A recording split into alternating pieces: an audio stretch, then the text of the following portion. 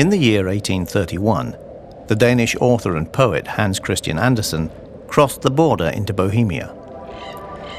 Andersen recorded his impressions and published them in Rambles in the Romantic Regions of the Harz Mountains and Saxon Switzerland.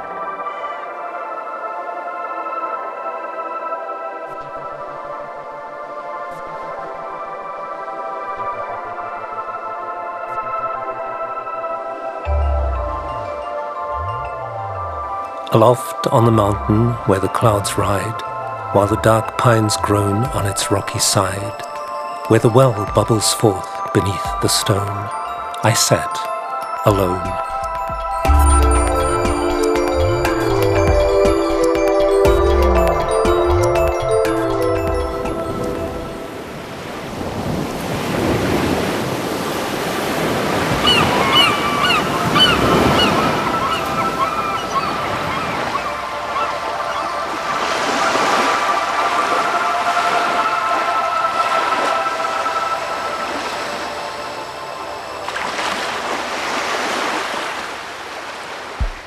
The origins of mystery lie deep within the past.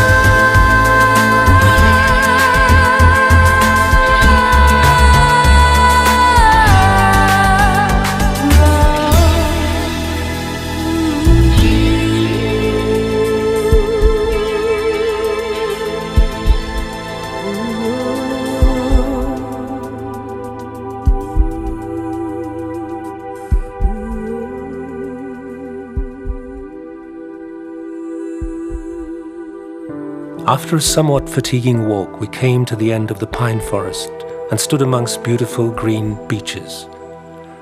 Numerous springs bubbled forth from the luxuriant soil. We were 1,780 feet above sea level.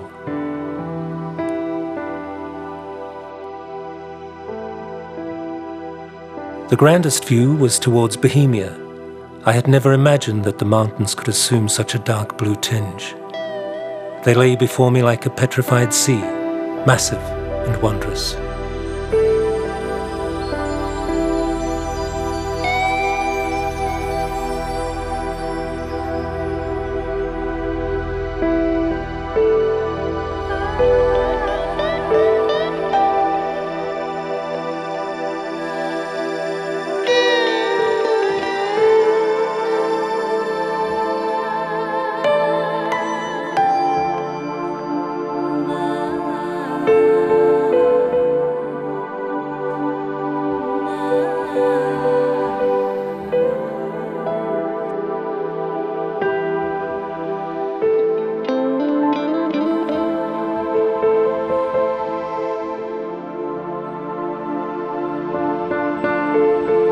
Landscape.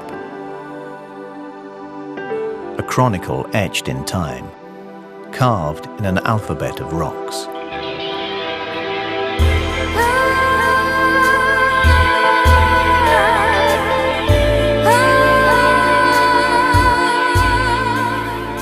The stately cliffs rose perpendicularly. A number of footpaths intersected each other there. Sometimes we sank down in the deep sand. Sometimes we had to ascend almost perpendicularly up steps that were hewn in the rock. It was absolutely exhilarating to take in such an enormous portion of the earth with a single glance.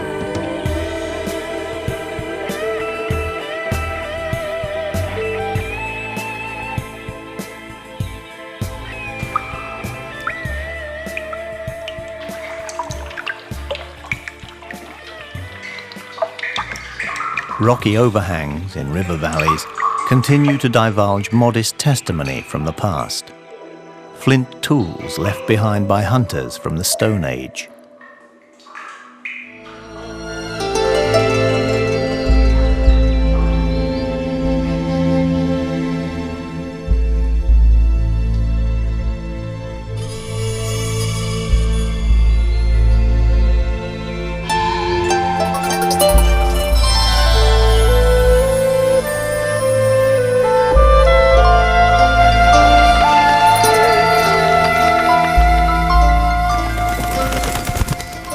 Heavy clouds passed along the mountain sides. A part lay quite in shadow, whilst another rose in the clear sunshine. Master Forester Hans Grohmann was my name. In my youth, these woods echoed with my fame. Fearless I strolled and swift of foot. Beneath this rock, 2 wolves I shot. Anno Domini, 1640.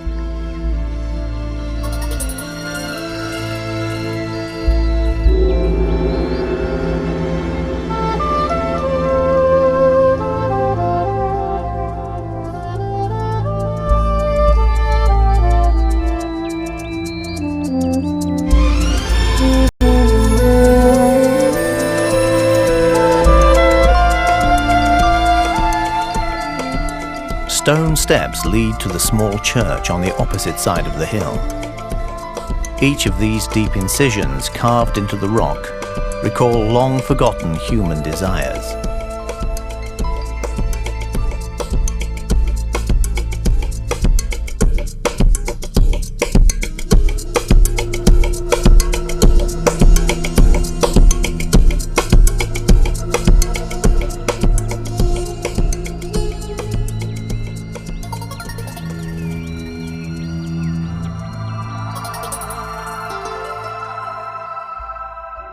Leo Dietrich, Florian Kessler, Stefan Scherzo, Ernst Richter, Anton Winter, Franz Schubert, Franz Fritsche, Josef Fiedler,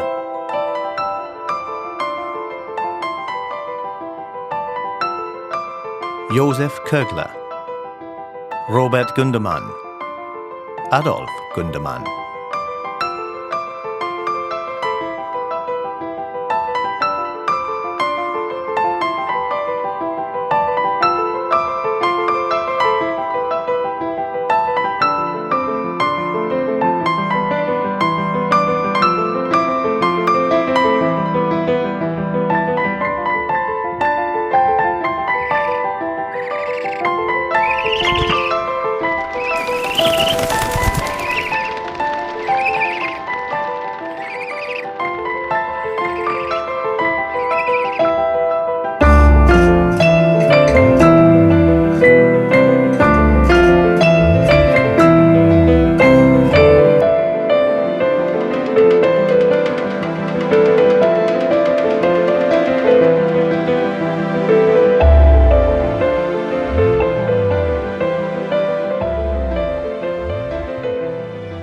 A landscape of rocks and gorges offers modest conditions for survival.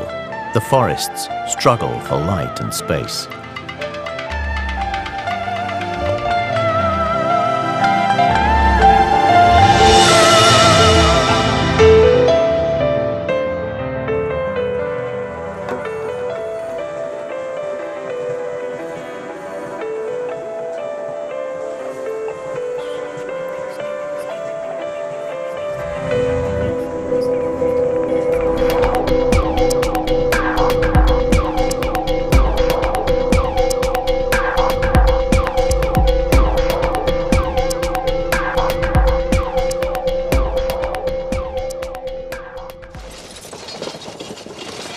Emerging from a romantic rocky group, we came to a broad highway in the forest. The trees resounded with the woodsman's axe.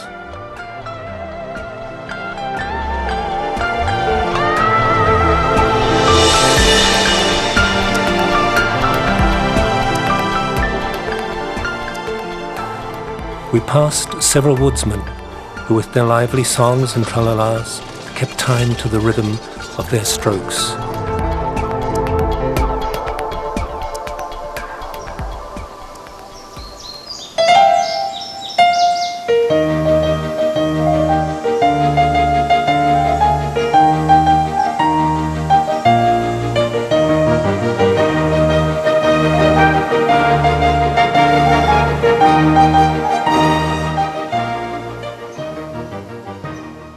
Under the yellow-grey cliffs stood neat, red-painted houses with high stairs and palisades, and with a picture of Christ or the Madonna over the door, which, however badly painted, nevertheless gave the whole a touch of interest.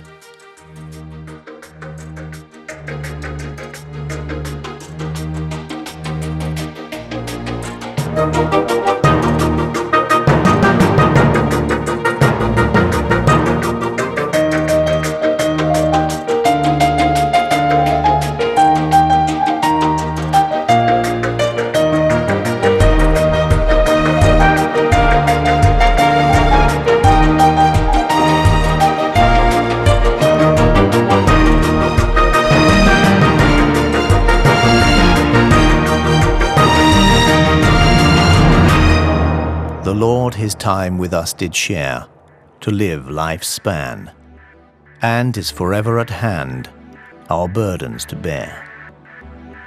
He took our house away in flames, but gave us hope, to rebuild the same, and replenish our hearts.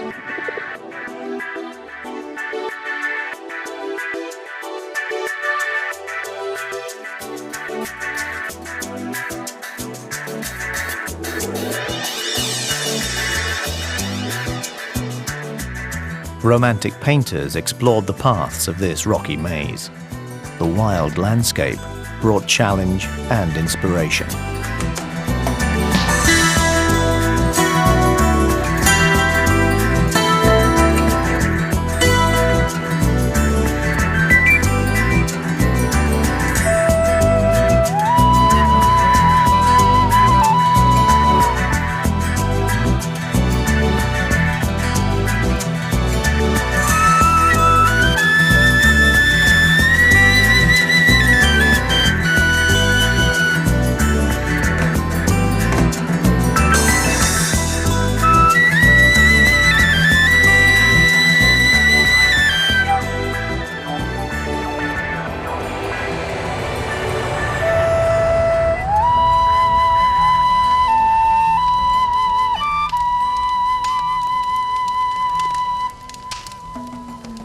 The forest receded more and more. The road lay between wild rocks. A small river contributed to vary the whole scene.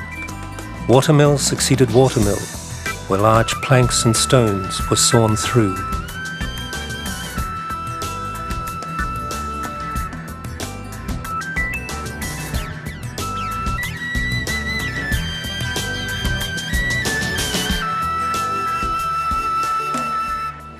In several places we only found a narrow board without any railing that served as a bridge over the river.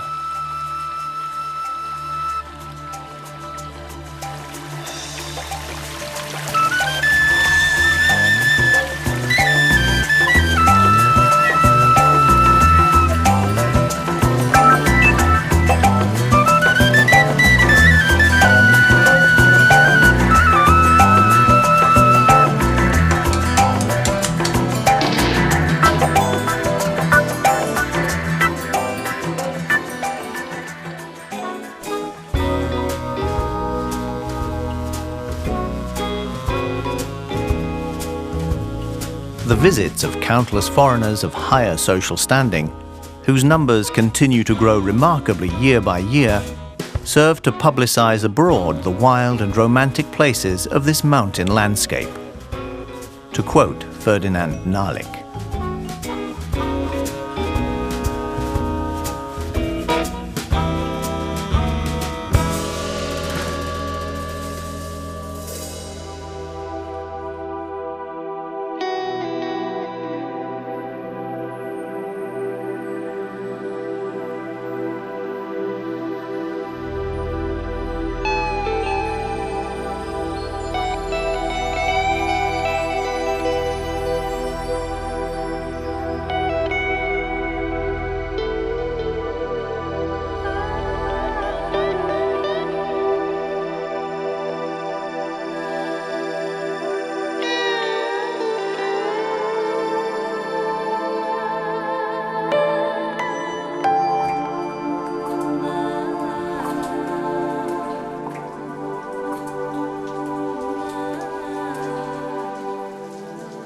silence.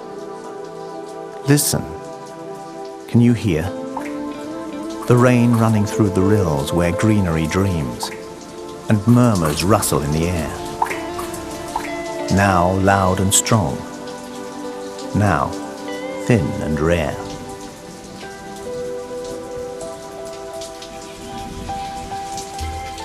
We walked some distance along the shores of the Alba River, where 3 Bohemian watermen awaited us with a sailing boat to conduct us back again to Saxony. The wind blew and filled the sails. Wood-covered mountains rose on both sides. We passed several large vessels loaded with timber and planks from the heartlands of Bohemia.